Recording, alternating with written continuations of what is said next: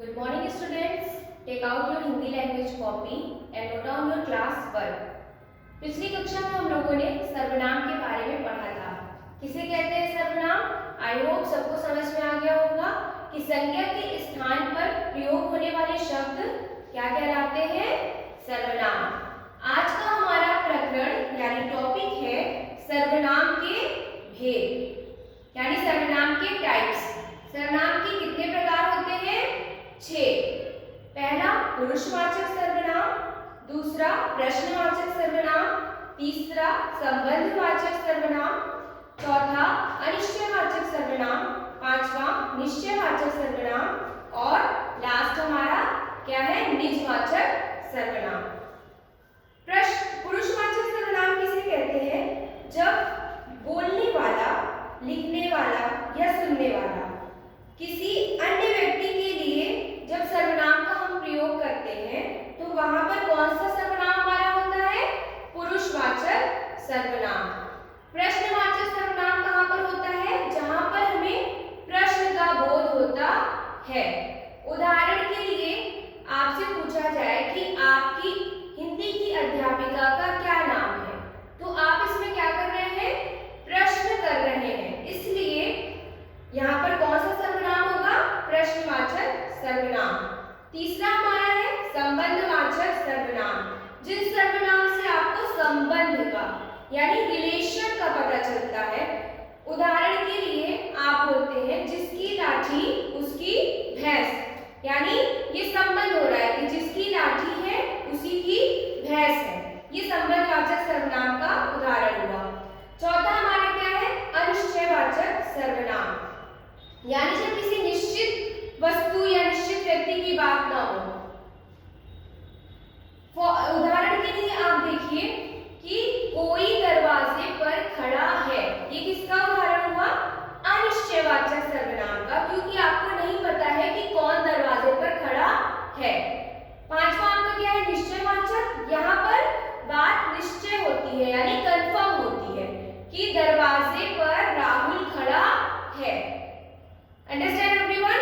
Last आता है आपका निजवाचक सर्वनाम, यानी जब अपनी बात हो तब हमारा क्या होता है? निजवाचक सर्वनाम। उदाहरण के लिए आप बोलते हैं कि मैंने गृह कार्य स्वयं से किया है, ये किसका उदाहरण हुआ? आपका निजवाचक सर्वनाम का। Understand everyone?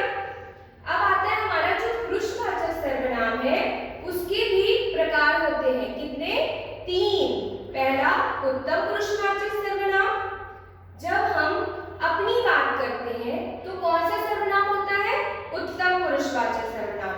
दूसरा हमारा मध्यम पुरुषवाचक सर्वनाम। जब सामने वाले की बात होती है तो कौन सा होता है? मध्यम पुरुषवाचक सर्वनाम। और जब हम अपनी बात नहीं करते, ना ही सामने वाले की बल्कि किसी अन्य की यानी अदर पर्सन की बात होती है तो कौन सा सर्वनाम होता है? अन्य पुरुषवाचक सर्वनाम। उदाहरण आपको उत्तम का क्या होगा?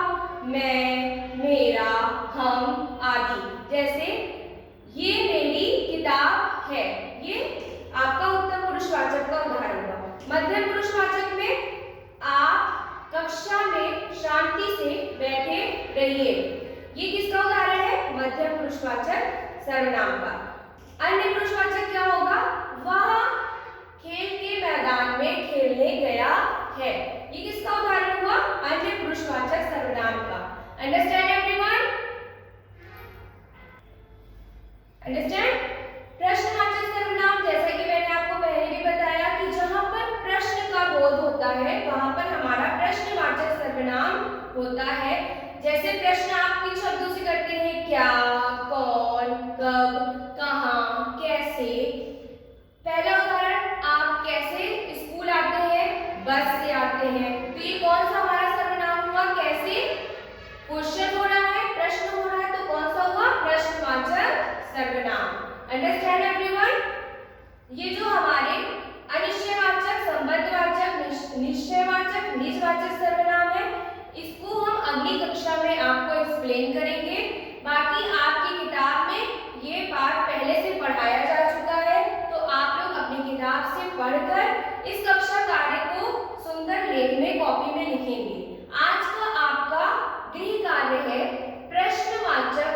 सर्वनाम के 10 उदाहरण लिखना है। Understand everyone? जब आप स्कूल आएंगे तो आपकी कॉपी चेक होगी, तो सारे बच्चों को अपना कक्षा कार्य, गृह कार्य सुंदर लेख में लिखकर आना है। अंडरस्टैंड?